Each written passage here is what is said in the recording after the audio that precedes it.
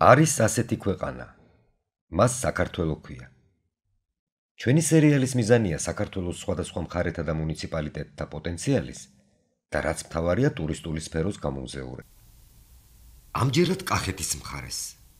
კერძოდ კი გურჯაანის მუნიციპალიტეტს წარმოგიდგენთ.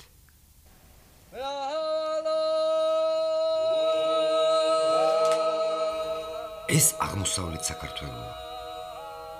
კახეთის მხარე. ალაზნის ველზე და მის მთისწინებზე გამფენილი გურჯაანის მუნიციპალიტეტის ტერიტორია. გურჯაანის მუნიციპალიტეტს დასავლეთით საგარეჯოს, სამხრეთ-აღმოსავლეთით სიღნაღის, ჩრდილო-დასავლეთით და ჩრდილოეთით თელავისა და ყვარლის, აღმოსავლეთით კი ლაგოდეხის მუნიციპალიტეტები ესაზღვრება. ჰავა აქ ზომიერად ნოტიო სუბტროპიკულია და შესაბამისად ზომიერად ცივი ზამთარი და ცხელი ზაფხული იცის. მოსახლეობა ძირითადად სოფლის მეურნეობითაა დაკავებული, მეცხოველეობითა და მევენახეობით. მრეწველობის მთავარი დარგი კი მეღვინეობაა. კახეთის მხარისათვის ტრადიციულ ვაზის კულტურას აქ სასოფლო-სამეურნეო სავარგულების 20%-ზე მეტი უკავია. მუნიციპალიტეტის ადმინისტრაციულ ცენტრს დედაქალაქ თბილისიდან 120 კილომეტრში ალაზნის ველზე მდებარე ქალაქი გურჯაანი წარმოადგენს. ტოპონიმ გურჯაანის შესახებ არაერთი ვერსია არსებობს. ერთ-ერთის მიხედვით თურქული წარმოშობის სიტყვა გურჯი ქართველის აღმნიშვნელია, ხოლო გურჯაანი სავარაუდოდ ქართველთა სადგომს უნდა ნიშნავდეს. ქალაქში ფუნქციონირებენ სახელმწიფო და სოციალური დანიშნულების დაწესებულებები, ჯანდაცვის, განათლებისა და კულტურის ობიექტები, ღვინის, საკონსერვო და კვების მრეწველობის საწარმოები, თეატრი და მუზეუმები. აქ მდებარეობს სამკურნალო ტალახებით საქვეყნოდ განთქმული კურორტი ახტალაც. ვიდრე ამ მხარის ისტორიულ-კულტურულ ღირსშესანიშნაობებსა და სხვა ტურისტულ ობიექტებს მოვინახულებთ, ჯერ ქალაქის ტერიტორიაზე მდებარე ამ უნიკალურ სამკურნალო კურორტს ვესტუმროთ. სამკურნალო ტალახი ის სიმდიდრეა, რომლის წყალობითაც ამ კურორტს მთელი საქართველო იცნობს. ახტალაში მიწის სიღრმიდან სამკურნალო თვისებების მქონე ფსევდოვულკანური ტალახი ინთხება. ამ ტალახით კი ძვალსახსროვან, პერიფერიული ნერვული სისტემის, გინეკოლოგიურ, დერმატოლოგიურ, უროლოგიურ და სხვა სახის დაავადებებს მკურნალობენ. მკურნალობისას ტალახი აბაზანებისა და აპლიკაციის სახით გამოიყენება. პარალელურად აქ ტარდება ფიზიოთერაპიული, სამკურნალო ფიზკულტურისა და მასაჟის პროცედურები. ერთდღიანი სამედიცინო საგზური, რომელშიც სამკურნალო პროცედურებთან ერთად კვებაც შედის, 60 ლარი დაგიჯდებათ. აქ მოხვედრა კი დიდ სირთულეს არ წარმოადგენს.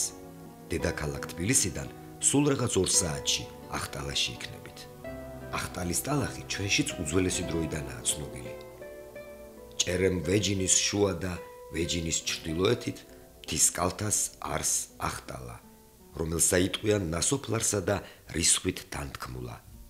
აღმოდის კუპრი, ვითარცა მდუღარე და აღმოაქვს ჟამად კოვზი, ჯამი და სახმარნიო. წერს თავის გეოგრაფიაში ვახუშტი ბაგრატიონი. ამ მხარის ისტორია კი უძველესი დროიდან იღებს სათავეს. არქეოლოგიური შესწავლის შედეგად აღმოჩენილი პირველყოფილი ადამიანის სადგომები ადასტურებენ, რომ ეს ტერიტორია უხსოვარი დროიდან ყოფილა დასახლებული. აქ მჭიდრო დასახლებების კვალი ბრინჯაოს ხანაში, ანტიკურ ეპოქასა და ადრე ფეოდალურ საუკუნეებშიც ჩანს. გურჯაანის მუნიციპალიტეტის ტერიტორიაზე ამ მხარის ისტორიული წარსულის ამსახველი არაერთი ძეგლი მდებარეობს. ჩვენი ტურისტული მარშრუტიც სწორედ ამ ძეგლების მონახულებითა და დათვალიერებით გვინდა განვაგრძოთ. სოფელ ზეგაანის ყველაწმინდის სამონასტრო კომპლექსი მდინარე ჭერემისწყლის მარჯვენა მხარეს, ხშირ ტყეში მდებარეობს. ეს გახლავთ მე-6 საუკუნის დროინდელი ყველაწმინდის ბაზილიკა. მის სიახლოვეს რამოდენიმე მეტრში რიყის ქვით ნაშენი დარბაზული ეკლესიაც დგას. აქვეა მე-5 საუკუნეში აგებული წმინდა მარინეს პატარა სამლოცველოც. გასული საუკუნის ბოლოს კომპლექსს სარესტავრაციო სამუშაოები ჩაუტარდა და დღეს აქ მამათა მონასტერი მოქმედებს. ახლა კი სოფელ ვაზისუბანსაც ვეწვიოთ და მის ცენტრში დათუნა ან დუბანში მდგარი ღვთისმშობლის სახელობის ეკლესიაც მოვინახულოთ. ეს სამნავიანი ბაზილიკა მე-6 საუკუნის მეორე ნახევარშია აშენებული. მოზრდილი რიყის ქვით სწორხაზოვან რიგებად აგებული ამ ეკლესიისათვის მოგვიანებით სამრეკლო დაუშენებიათ. სადღეისოდ ეს ტაძარიც მოქმედია და აქ წირვა-ლოცვა აღევლინება. სოფელ კარდანახში მე-11-13 საუკუნით დათარიღებული ძეგლი საბაწმინდის ჯვარ-გუმბათოვანი ეკლესია მდებარეობს, რომლისთვისაც მე-15-მე-16 საუკუნეებში სამრეკლო მიუშენებიათ. ეკლესიის გვერდით შუა საუკუნეების დროინდელი წმინდა ბარბარეს სახელობის დარბაზული ეკლესია და წმინდა ნიკოლოზის სახელობის მე-6 საუკუნის დროინდელი სამნავიანი ბაზილიკაც დგას. ქართული ხუროთმოძღვრული ხელოვნების გარდამავალი ხანის ერთ-ერთ საუკეთესო ძეგლს ყოვლად წმინდა ღვთისმშობლის მიძინების სახელობის ტაძარი წარმოადგენს, რომელიც ქალაქ გურჯაანიდან 2 კილომეტრში კახთუბნის ხეობაში მდებარეობს. 2 8-წახნაგიანი გუმბათის მქონე ეს ნაგებობა მე-9 საუკუნეების დროინდელ სამნავიან ბაზილიკას წარმოადგენს და ამ უნიკალური არქიტექტურული ტიპის ერთადერთი ტაძარია საქართველოში. ეკლესია რიყის ქვის სწორი რიგებით, კვადრატული აგურითა და თლილი შირიმის კვადრებითაა აგებული. ვახუშტი ბაგრატიონის ცნობით, ყველა წმინდის ტაძარი თამარ მეფის დროინდელ ენისელ მოურავთა მფლობელობაში, მე-17 საუკუნიდან კი ადგილობრივ თავად ჯანო ანდრონიკაშვილის მფლობელობაში ყოფილა. მოგვიანებით კახეთის მეფე თეიმურაზ პირველს ერთგულებისთვის იგი თავად ნოდარ ჯორჯაძისათვის გადაუცია, რომელსაც ეკლესია მე-17 საუკუნეშივე აღუდგენია და გადაუკეთებია. ქართული ხუროთმოძღვრული ხელოვნების ამ უმშვენიერეს ძეგლს სარეაბილიტაციო სამუშაოები უკანასკნელად 2010 წელს ჩაუტარდა. გამაგრებული იქნა ბაზილიკის მთავარი ნავის კამაროვანი გადახურვა და გამყარდა მისი ბურჯები. ეროვნული მნიშვნელობის კულტურული მემკვიდრეობის უძრავი ძეგლის სტატუსის მქონე ეს ტაძარი დღეს მოქმედ ეკლესიას წარმოადგენს. აქ მღვდელმსახურება სრულდება და წირვა-ლოცვაც აღევლინება. ისტორიულ წყაროებში სოფელი ვეჯინი მე-10 საუკუნიდან ვეჟინის სახელით მოიხსენიება. იგი ისტორიული ჰერეთის სამთავროს ერთ-ერთი საერისთავო და საეპისკოპოსო ცენტრიც ყოფილა. ამ სოფელში არსებული ისტორიული ძეგლებიდან ვეჯინის ციხის კომპლექსია აღსანიშნავი. ციხის ტერიტორიაზე მე-14 საუკუნის დროინდელი ღვთაების და მე-16 საუკუნის დროინდელი წმინდა მარიამის სახელობის ეკლესია მდებარეობს. ამათგან ღვთაების დარბაზული ეკლესია ყველაზე მნიშვნელოვანი საკულტო ნაგებობაა. მისი შიდა მოხატულობა მე-16 საუკუნის დროინდელია. აქ წარმოდგენილია ბიბლიური სცენები და წარწერები, რომლებიც ბერძნულად და ასომთავრულითაა შესრულებული.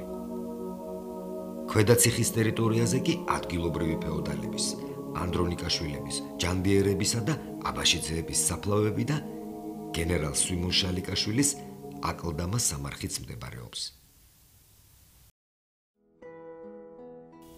ახლა კი ამერიკის შეერთებული შტატების არმიის გენერლის ჯონ მალხას შალიკაშვილის სახელობის ქართული მხედრული ისტორიის მუზეუმსაც ვეწვიოთ. მუზეუმის დამთვალიერებლებს აუცილებლად დააინტერესებთ, რომ ამერიკის შეერთებული შტატების არმიის გენერალი და შეიარაღებული ძალების გაერთიანებული შტაბების უფროსი წარმოშობით ქართველი გახლდათ. ამ ხარისშვილი. მხედრული ისტორიის ამ მუზეუმის გახსნის ინიციატორიც ძმასთან, ასევე სამხედრო პირ გენერალ ოთარ შალიკაშვილთან ერთად სწორედ მალხას შალიკაშვილი გახლდათ. დღეს ამ მუზეუმში ქართული მხედრული წარსულის სამსახველს სხვა მასალებთან ერთად ძმებ შალიკაშვილების ჯილდოები, მემორიალური ნივთები და სხვა საექსპოზიციო მასალებიცაა გამოფენილი. აქვეა საქართველოს დემოკრატიული რესპუბლიკის სამხედრო წარსულთან დაკავშირებული ფოტო და დოკუმენტური მასალები. გენერალ კვინიტაძის პირადი არქივის ნაწილიც. მუზეუმის პოპულარიზაციისა და ტურისტთა მოზიდვის მიზნით ადმინისტრაცია სამომავლოდ საქმიანობის გაფართოებას აპირებს.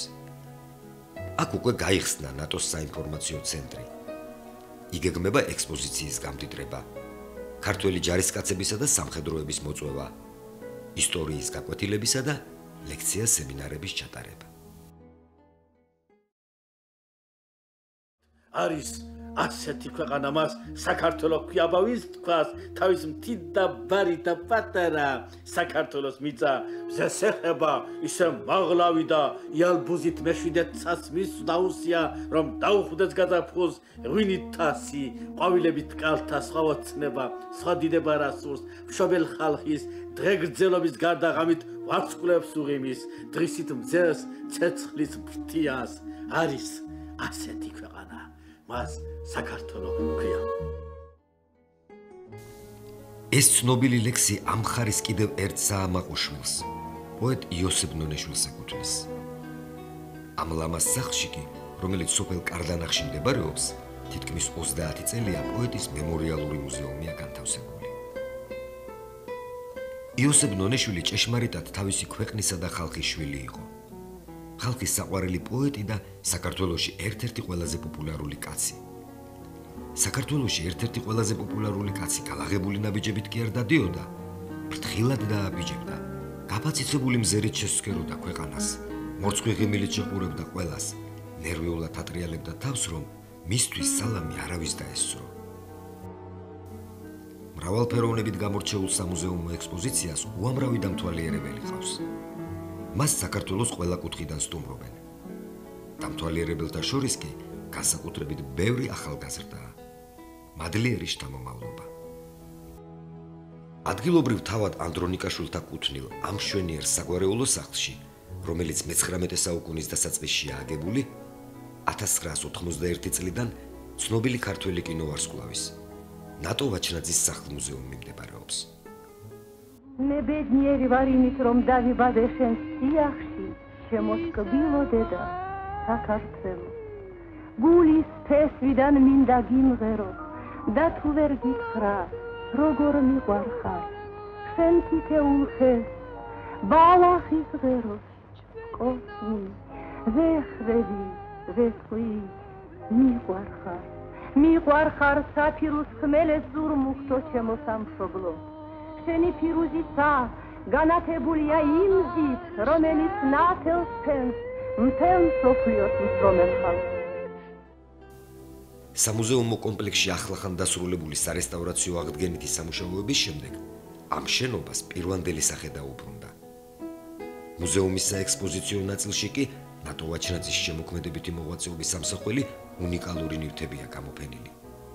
აქვე შეგიძლიათ იხილოთ კინომსახიობისა და მისი ოჯახის წევრთა მემორიალური ნივთებიც.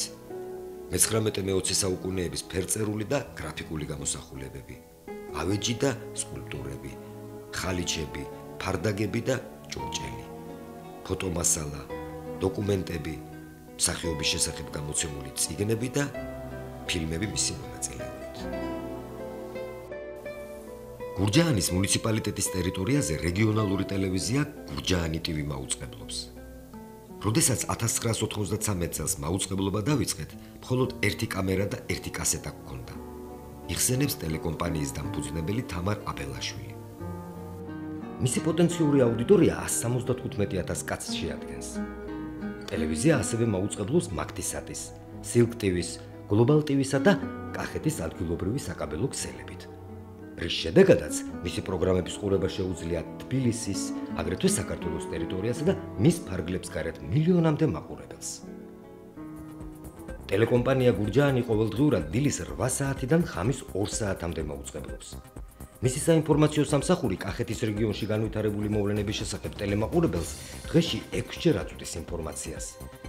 საჭიროების შემთხვევაში ხორციელდება პირდაპირი ჩართვები მოვლენების ეპიცენტრიდან. საინფორმაციო გამოშვებები ასევე ყოველდღიურად აშუქებს ჩვენს ქვეყანაში და მის ფარგლებს გარეთ განვითარებულ მნიშვნელოვანეს მოვლენებს.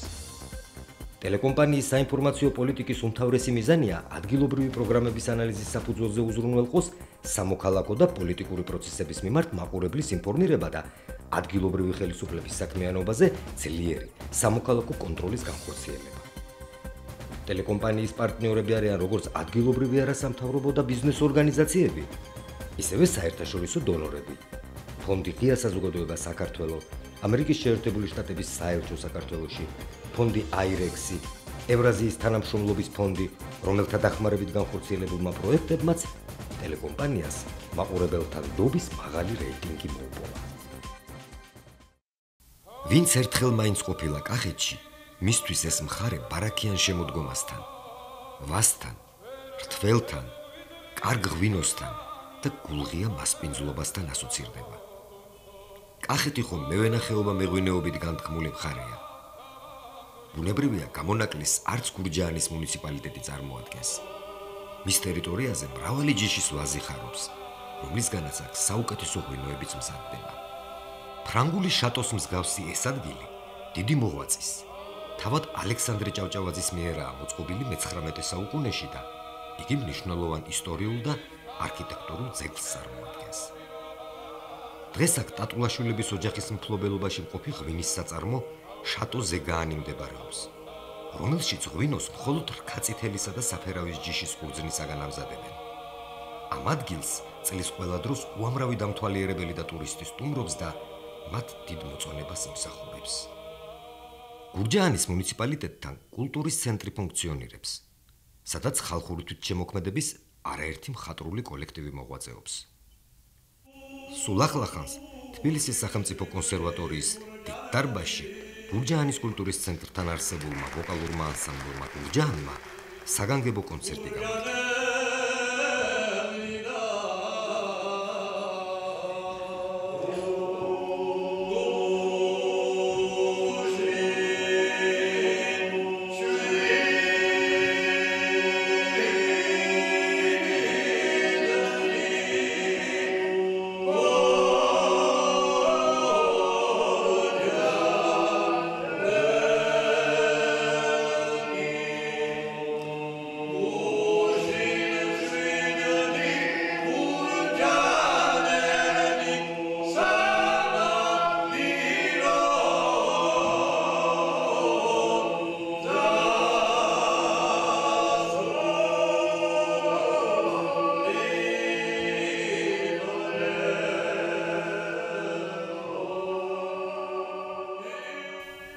დღეს ქალაქ გურჯაანს ამაყად გადმოყურებს დიდების ეს მემორიალი, რომელიც მეორე მსოფლიო ომში დაღუპულ ამ მხარის შვილთა და არა მარტო მათი სახელის უკთავსაყოფად ჯერ კიდევ გასულ საუკუნეში დაიდგა.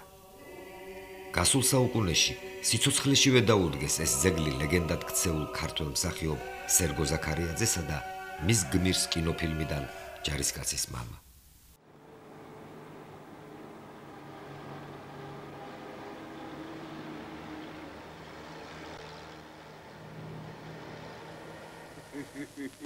ენაკ საიდან გაჩდი ბარაქიანო შენა რა მარჯვენამ მოგიყვანა აქა ჯიშიანო შენა შენხარ ვენა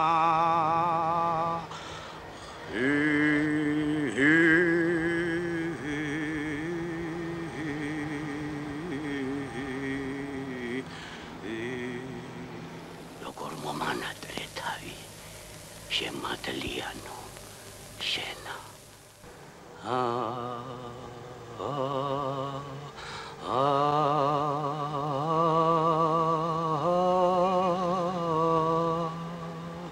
როგორ გამახარე შედალოცილო შენა